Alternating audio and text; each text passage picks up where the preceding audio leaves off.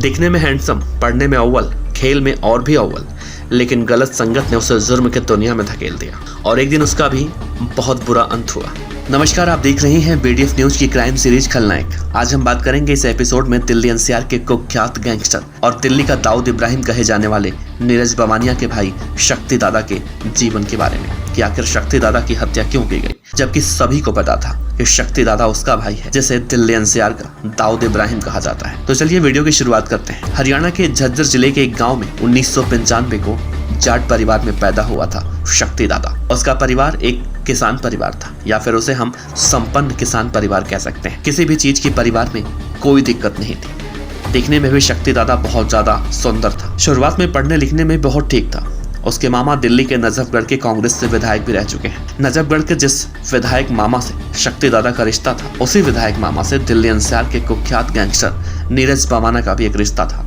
वो भी नीरज बवाना का मामा था, यानी कि नीरज बवाना और शक्ति दादा दोनों मौसेरे भाई थे। लेकिन ऐसी क्या वजह थी कि शक्ति दादा जुर्म की दुनिया में कूद गया और एक दिन उसका अंत हुआ। दरअसल शक्ति दादा को खेलना बहुत ज्यादा अच्छा लगता था और पढ़ना उससे भी ज्यादा, लेकिन मौसी के लड़के यानी कि नीरज बवाना की संगत ने उसे जराइम की दुनिया में आने को मजबूर कर दिया। शक्ति दादा के गांव वाले कहते हैं कि शक्ति दादा बहुत ही सभ्य लड़का था। उसका जुर्म की दुनिया में रहने वाले लोगों से किसी भी तरह का कोई रिश्ता नाता नहीं था। लेकिन 15 साल की उम्र के बाद उसकी कई ऐसी तस्वीरें सामने आने लगी जिसमें वो बड़े बड़े गैंगस्टरों के साथ फोटो खिंचवाने लगा। और इसके पीछे सबसे बड़ी वजह यही थी कि नीरज बवाना उस समय तक दिल्ली NCR का सबसे बड़ा खतरनाक गैंगस्टर बन चुका था। ये बात है 2014 की, जब शक्ति दादा पहली बार नीरज बवाना के साथ पश्चिम बंगाल में रह रहा था और उस वक्त नीरज बवाना फरारी काट रहा था।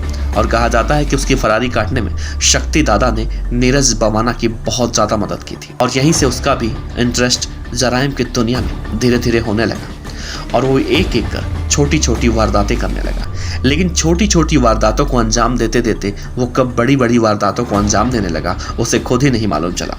और फिर एक दिन नीरज बवाना के पूरे गैंग को शक्ति दादा संभालने लगा। शक्ति दादा इतना बड़ा बदमाश बन चुका था कि गाड़ी पर कभी नंबर प्लेट नहीं लगाता था। रजिस्ट्रेशन नंबर प्लेट की जगह पर सिर्फ नीरज बवाना लिखा रहता था। और फिर आखिरकार शक्ति दादा के ऊपर 1 करोड़ की फिरौती मांगने का आरोप लगा और दिल्ली पुलिस बहुत ही शिद्दत से शक्ति दादा की खोजबीन करने लगी। और फिर एक दिन 2020 में फरवरी के महीने में नीरज बवाना को पेशी पर पुलिस लेकर जा रही थी और उसी दौरान शक्ति दादा नीरज बवाना से मिलने के लिए वहां पर पहुंचा था और तभी पुलिस ने उसे दबोच लिया। हालांकि उसके कुछ दिनों के बाद उसकी जमानत हो गई थी और वो वापस अपने घर पर आकर रहने लगा था। लेकिन एक बार जराइम की दुनिया में एंट्री मारने के बाद कहा जाता है कि वापसी के सारे रास्ते बंद हो जाते हैं। या तो उसके विरोधी गैंगस्टर उसे मार देते हैं या फिर वो खुद मर जाता है। और शक्ति दादा के साथ भी यही हुआ। वापस आने के बाद अपने घर पर आराम से रह रहा था और आखिरकार वो दिन आ गया जब उसके जराइम की दुनिया में किए गए अपराधों की वजह से बने बदमाशों की गोलियों का उसे शिकार होना पड़ा। वो दिन था 7 अक्टूबर 2020, जब शक्ति दादा अपने दोस्तों के साथ मैदान में वॉलीबॉल खेल रहा था और तभी अचानक 2 बाइक पर सवार होकर 4 अज्ञात लोग आते हैं और धड़ाधड़ 12 गोली शक्ति दादा के सीने में उतार देते हैं और शक्ति दादा की वहीं पर मौत हो जाती है। इसके बाद उन अज्ञात हमलावरों की तलाश भी बहुत शिद्दत से होने लगती है और आखिरकार अशोक प्रधान गैंग का एक शूटर पकड़ा जाता है और मालूम चलता है कि यह हत्या वर्चस्व को लेकर की गई थी। हम लगातार अपराधियों के जीवन पर वीडियो बनाते रहते हैं। इसके पीछे हमारा मकसद होता है कि अपराध की दुनिया बाहर से देखने में जितनी अच्छी लगती है, अंदर से उतनी ही ज्यादा भयावह होती है और उसका अंत ऐसे ही होता है।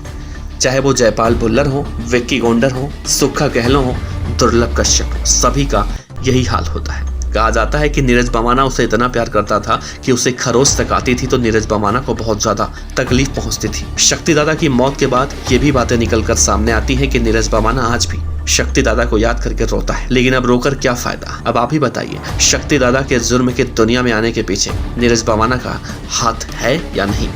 अगर शक्ति दादा और नीरज बवाना दोनों मौसेरे भाई नहीं होते तो क्या वो जुर्म की दुनिया में आता? और अगर वो जुर्म की दुनिया में नहीं आता तो क्या आज वो जिंदा नहीं होता? आप अपने सलाह सुझाव जरूर रखिएगा। आप अपना ख्याल रखिए। फिर किसी और गैंगस्टर के कहानी के बारे में जल्दी हम वीडियो बनाकर आपके सामने पेश करेंगे।